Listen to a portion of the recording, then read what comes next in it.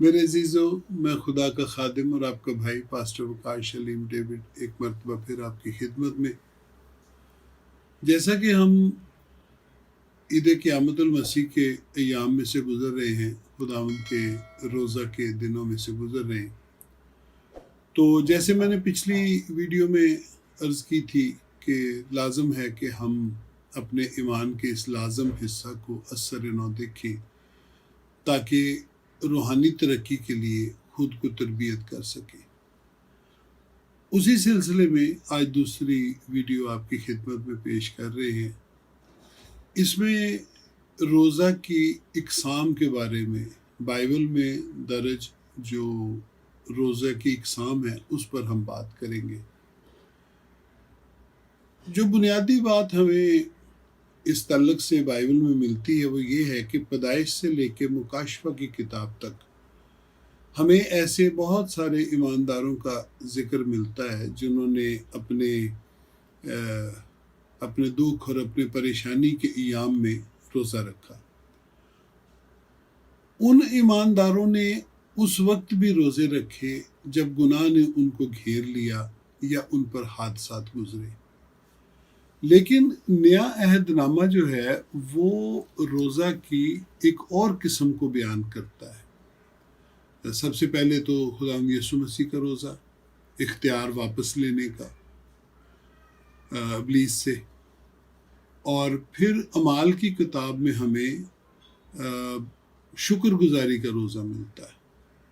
سو یہ جو ہے نئے عہد نامہ میں روزوں کے تعلق سے جو ہمیں پھر ہمیں حنا کا ملتا ہے لوکا کی کتاب میں، جس کا ذکر ہے کہ وہ روزے رکھتی تھی، خداوند کی نجات دیکھنا چاہتی تھی۔ شمعون کا ذکر ملتا ہے۔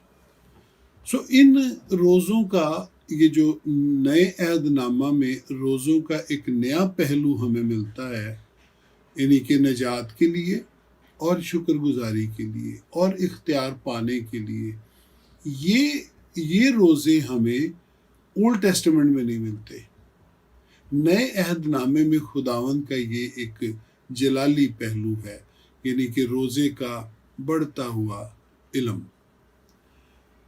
اور روزہ جو ہے وہ اپنی ذات میں ہمارا ایک ایسا مددگار ہے جو آپ کے بدن کو، آپ کی سوچ کو ایک نقطے پر لے آتا ہے۔ آپ کی سوچ، آپ کا بدن تربیت پذیری میں داخل ہوتا ہے۔ ادروائز روزے کا کوئی فائدہ نہیں ہے، لیکن روزہ الائن کرتا، بلکہ ری الائن کرتا ہے ہمیں ری الائن ہونے کا، خدا کے ساتھ، خدا کے معاملات کے ساتھ ری الائن ہونے کا ہمیں ایک اور موقع ملتا ہے۔ یہ آپ کی روحانی سمت کو درست کرتا ہے۔ تو مشورہ یہ ہے کہ اگر آپ نے روزہ رکھنا ہو تو بائبل مقدس میں اس کا نمونہ ڈھونڈیں اور اسی کے مطابق روزہ رکھیں۔ اور اس کے جو کچھ اقسام ہیں وہ میں آپ کے سامنے عرض کرتا ہوں۔ ہمیں 3 دن کا روزہ ملتا ہے، آستر کا، اور پھر نئے عہد نامہ میں پولس رسول کا روزہ۔ انہوں نے 3 دن کا روزہ رکھا۔ اس کے بعد ہمیں دانیل کا روزہ ملتا ہے، 21 دن کا روزہ، جس میں اس نے اچھا کھانا نہیں کھایا، یعنی کہ مشروبات نہیں پیے، گوشت نہیں کھایا، اپنے جسم کی مالش نہیں کرائی، کم تر حیثیت والی جو خوراک تھی، جیسے کہ ہری جڑی بوٹیاں جن کو ہم ساگ کہتے ہیں، پالک کہتے ہیں، اس طرح کی چیزیں۔ اور جو دانیل کا روزہ تھا وہ اس رویا کو سمجھنے کے لیے تھا جو اس کو خداوند نے بخشی تھی۔ اس نے رویا تو دیکھی تھی، لیکن اس کو سمجھ نہیں آئی تھی کہ اس نے دیکھا کیا ہے۔ اور رویا کو میں اکثر جب پڑھاتا ہوں تو میں اس طرح بیان کرتا ہوں کہ یہ ایسے ہے جیسے آپ کتاب کو ایسے پکڑ کے اس کے صفحے ڈھیلے چھوڑ دیں تو وہ ایسا ایسا گرنا شروع ہو جاتے دوسری طرف۔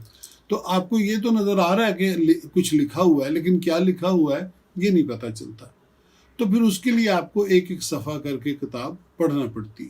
اسی طرح رویا جب آپ دیکھتے ہیں تو اکثر اوقات وہ اسی کتاب کی مانند ہی ہوتا ہے، آپ کچھ دیکھتے تو ہیں پر اس کی آپ کو سمجھ نہیں آتی، اور پھر آپ اس کو سمجھنے کے لیے روزہ رکھتے ہیں، اور دانیل نے بھی یہی کیا تھا۔ کیونکہ اس نے بندگی اختیار کی اس لیے اس نے اپنے کھانے کو کم کیا، اور اس 21 دن کے اس طرح کے روزے کے ساتھ جس میں اچھا کھانا نہیں کھایا جاتا، آپ روحانی وضاحت حاصل کرتے ہیں معاملات کی، اور پھر اپنی زندگی کی رہنمائی بھی حاصل کرتے ہیں۔ 21 دن کا روزہ اس لیے جو میں نے پہلے آپ سے عرض کی، آستر کا روزہ اور اعمال کی کتاب میں پولس کا روزہ، وہ بھی رہنمائی کے لیے ہے۔ آستر نے اپنی قوم کی زندگی جیت لی تھی، موت کو ہرا دیا تھا اس نے، اور پولس رسول نے خداوند کو دیکھا تھا اور اس کو سمجھ نہیں آئی تھی سارے معاملات کی، وہ دیکھ کر اندھا ہو گیا تھا، اس کی بینائی جاتی رہی تھی، تب اس نے 3 دن کا روزہ رکھا تاکہ وہ جو کچھ اس نے دیکھا اس کو وہ سمجھ سکے۔ اچھا جی، پھر ہمیں ایک اور مثال ملتی ہے جو احبار 27 باب میں درج ہے، بنی اسرائیل کا سال میں ایک روزہ، اور پھر یرمیہ کی کتاب میں 36 باب میں بھی ہمیں اس روزے کا ذکر ملتا ہے۔ یہ روزہ خود کو جانچنے کے لیے تھا، گناہ سے توبہ کرنے کے لیے اور خداوند کی طرف دوبارہ رجوع لانے کے لیے تھا۔ اس کے بعد ہمیں قضات کی کتاب میں 20 باب میں ہمیں ایک روزے کا ذکر ملتا ہے، جہاں وہ جنگ جیتنا چاہتے تھے پر وہ خداوند سے مناسب طریقے سے رہنمائی نہیں حاصل کر پا رہے تھے، تو پھر جب انہوں نے مناسب طریقے سے روزہ رکھ کے خداوند سے رجوع کیا تو پھر خداوند نے ان کو فتح بخشی۔ تو یہ جو روزہ ہے قضات کی کتاب کا، یہ ہمیں بتاتا ہے کہ کوئی بھی بڑا کام کرنے سے پہلے، کوئی بڑا معاہدہ کرنے سے پہلے، کوئی بڑی جنگ لڑنے سے پہلے ہمیں روزہ رکھ کے خداوند سے رہنمائی حاصل کرنی چاہیے۔ آپ کو نوکری کرنی ہے، آپ نوکری پہ پہلے دن جا رہے ہیں، آپ شادی کرنے والے ہیں، تو آپ کو روزہ رکھ کے خداوند سے پوچھنا چاہیے کہ خداوند تو بتا میں کیا کروں۔ یہ بڑی زبردست بات ہے۔ ہم نے دیکھا ہے لوگ شادیوں میں ایکسائٹیڈ ہو جاتے ہیں، ایکسائٹیڈ میں بہت سارے کام کرتے ہیں، کپڑے، فنکشنز، ہلا گلا سارا کچھ کرتے ہیں، لیکن روزہ رکھ کے خداوند سے یہ معلوم نہیں کرتے کہ خداوند یہ ٹھیک ہے۔ اچھا جی، اس کے بعد ہمیں پہلی سلاطین 21 باب میں اخیاب کا روزہ جو ہے وہ نظر آتا ہے، جس نے خود کو حلیم کیا تھا اور توبہ کی تھی۔ اس روزے کی جو طوالت ہے، یہ کتنا طویل ہو، یہ خداوند کی مرضی پر، کیونکہ خداوند بحال کرے گا تو ہی آپ کا روزہ ختم ہوگا۔ یہ 1 دن، یہ 2 دن، یہ 6 گھنٹے، یہ 12 گھنٹے، یہ 70 گھنٹے، یہ کتنا بھی طویل ہو سکتا ہے۔ یہ آپ کے اندر آپ کی اپنی کنوکشن ہے کہ خداوند نے مجھے بحال کر دیا۔ وہ آپ 1 دن میں حاصل کر لیں، وہ آپ 10 دن میں حاصل کر لیں، وہ آپ پر اور خداوند پر انحصار کرتا ہے۔ اچھا جی، اس کے بعد ہمیں پہلا سیموئیل 30 باب میں اور یسایہ 58 باب میں ایک اور روزہ ملتا ہے، جس میں جلد شفا پانے کا ہمیں پیٹرن ملتا ہے، یعنی کہ معجزانہ شفا۔ سو اس طرح کر کے ہمیں یہ روزے ملتے ہیں، جلد شفا پانی ہو تو اس کے لیے بھی روزہ رکھا جا سکتا ہے۔ اس کے بعد ہمیں 40 دن کا روزہ ملتا ہے۔ موسیٰ نے 2 دفعہ رکھا، ایلیا نے 1 دفعہ رکھا، اور پھر خداوند کا 40 دن کا روزہ۔ اچھا، خداوند کے روزے کے بارے میں تو ہم نے پچھلی ویڈیو میں بات کر لی تھی کہ اس نے ابلیس سے اختیار حاصل کر لیا، واپس لے لیا جو آدم نے ابلیس کو دے دیا تھا۔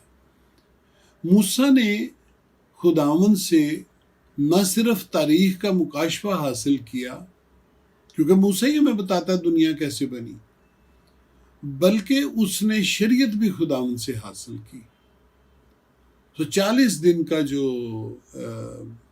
اپنا اس نے 2 دفعہ روزہ رکھا، وہ پہلی دفعہ رکھا، خداوند نے اس کو ٹیبلٹ دی، پتھر کی لوہیں دی، لیکن اس کے بعد بنی اسرائیل کو گناہ کرتے دیکھ کر موسیٰ غضبناک ہوا، اس نے ان پتھروں کو توڑ دیا، پھر خدا نے دوبارہ اس کو اوپر بلایا، اور پھر وہ نہ صرف اس نے شریعت کو دوبارہ لکھا ہوا لیا خداوند سے، بلکہ اس نے بنی اسرائیل کی شفاعت بھی کی کہ خداوند ان کو معاف کر دے اس گناہ سے۔ تو اس کا ہمیں ملتا ہے۔ اور پھر ایلیا جو ہے، جب وہ ایزبل کے ڈر سے بھاگا اور جنگل میں چلا گیا، تو وہاں پر ہسٹری ہمیں بتاتی ہے کہ تقریباً 10 ہفتے خداوند نے اس کی نگہداشت کی، فرشتہ روٹی لاتا رہا اور وہ کھاتا رہا، آرام کرتا رہا، سوتا رہا، حتیٰ کہ وہ اپنے خوف سے آزاد ہوا۔ اور پھر خداوند اس سے پھر وہ 40 دن کا اس کا روزہ ہے کہ اس نے کھانا کھایا، اور 40 روز چل کے وہ خداوند کے پہاڑ تک پہنچا، اور پھر وہاں خداوند کی اس نے آواز سنی، اور پھر وہاں خداوند نے ایلیا کو اگلا پلان دیا جس میں الیشا کو مسح کرنا بھی شامل تھا۔ یہ 40 دن کے ہمیں یہ روزے ملتے ہیں خدا سے بڑا اختیار حاصل کرنے کے، یعنی کہ اگر ہم میں سے کسی کو خداوند سے بڑا اختیار حاصل کرنا ہے، روح القدس کا بڑا اختیار حاصل کرنا ہے، تو پھر وہ اس طرح کے روزے ہماری مزید رہنمائی کر سکتے۔ اس کے بعد ہمیں ایک انفرادی روزہ ملتا ہے جو ابراہیم کے نوکر علی اذر نے رکھا تھا جب وہ ربکا کو بیانے گیا تھا اسحاق کے لیے۔ تو اس میں ہمارے لیے کیا نمونہ ہے کہ جب ہم اپنے بچوں کے بیاہ شادی کریں تو ہمیں بھی روزہ رکھ کے خداوند سے رجوع کرنا چاہیے، اور روزہ رکھتے ہوئے ہی دوسرے خاندان سے گفتگو کرنی چاہیے۔ اس طرح ہمارے میں حلیمی بھی رہتی ہے، فروتنی بھی رہتی ہے، ہم عزت کی روح سے ایک دوسرے کو بہتر سمجھتے ہیں، بوجھ نہیں ڈالتے، اور پھر ہمیں ایک بہتر خاندان ہمارے بچوں کے لیے ہمیں حاصل ہوتا ہے۔ اس کے بعد ہمیں عذرا کا جو عذرا فقی تھا اس کا روزہ ملتا ہے۔ عذرا کی کتاب 8 باب اس کے 23 آیت میں یہ قوت اور سلامتی اور رہنمائی حاصل کرنے کا روزہ کہلاتا ہے۔ اور پھر ہمیں ملتا ہے قومی بیداری کا روزہ جو یونا کی کتاب میں درج ہے، اور نہمیہ باب 1 میں، جہاں سے انہوں نے اپنی قوم کے لیے روزہ رکھ کے دعائیں کی اور خداوند سے رہنمائی مانگی۔ لوکا 2 باب میں ہمیں حنا کا ذکر ملتا ہے اور شمعون کا ذکر ملتا ہے، جن کو خداوند نے کہا تھا کہ وہ اس کی نجات کو دیکھیں گے تو اس دنیا سے رخصت ہوں گے، تو وہ بھی روزے کی حالت میں ہیکل میں ٹھہرے رہتے تھے۔ اور پھر ہمیں اعمال 13 باب میں شکر گزاری کا روزہ ملتا ہے۔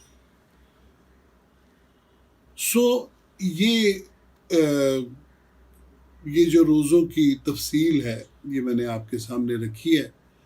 اس میں جو بڑی خاص بات ہے وہ یہ ہے کہ یہ سارے روزے انفرادی ہیں، ہر شخص اپنی قائلیت سے روزہ رکھتا ہے، اور آپ پوری بائبل میں پیدائش سے لے کے مکاشفہ تک کہیں نہیں پڑھیں گے کہ اس کے روزہ کھولنے کا کسی اور نے بندوبست کیا ہو، یعنی کہ روزہ کشائی کا آپ کو ذکر نہیں ملے گا۔ کیوں؟ کیونکہ توبہ کرنا، رجوع لانا، رہنمائی حاصل کرنا، بائبل بتاتی ہے یہ ایماندار کا ذاتی کام ہے۔ اسی لیے خداوند بھی ہمارا ذاتی نجات دہندہ ہوتا ہے، خاندانی نجات دہندہ نہیں ہوتا۔ خدا بیٹے بیٹیاں بناتا ہے، پوتے پوتیاں نہیں بناتا۔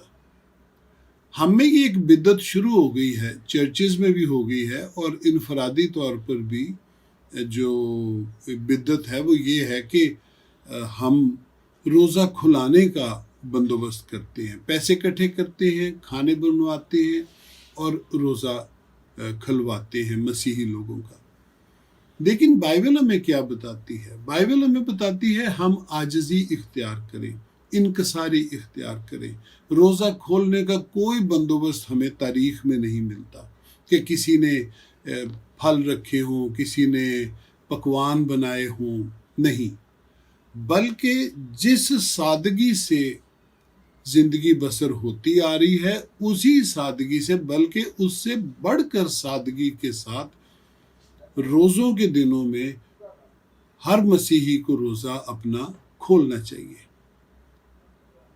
मैं फिर कहता हूँ, रोज़ा किसी का खुलवाना और इसको एक रस्म बनाना ये बिद्दत है। मसीहत में बहुत सारी चीज़ें बिद्दत के तौर पे शामिल होती जा रही हैं आजकल। हम अपना मसीही रंग नहीं पकड़ रहे, बल्कि हम गैर कौमों के रंग में रंगते जा रहे हैं। जैसे मैंने एक पिछली वीडियो में भी आपसे अर्ज़ की थी कि जो हमारी फौतगी के रसूम है वो भी हमारी नहीं है। तीसरे दिन की इबादत, 7वें दिन की इबादत, 10वें की इबादत, 40वां, बरसियाँ, ये तो बाइबल अलाउ ही नहीं करती। लेकिन ये हो रहा है, और इसको करवा कौन रहा है? खादमीन, पास्टर्स, पादरी साहबान, और कलीसिया जो है वो शामिल होती चली जा रही है। मेरा आपको मशवरा है कि इन बिद्दतों से बचें। अगर आपको वीडियो पसंद आए तो लाइक कीजिए, शेयर कीजिए और सब्सक्राइब कीजिए। जब मैं कहता हूँ शेयर कीजिए तो इसका मतलब है कि खुदावंद का ये कलाम, खुदावंद के कलाम की ये बातें बहुत लोगों तक पहुँच सकें और सब निजात पाएँ। खुदावंद आप सबको बरकत बख्शे, जीते रहे।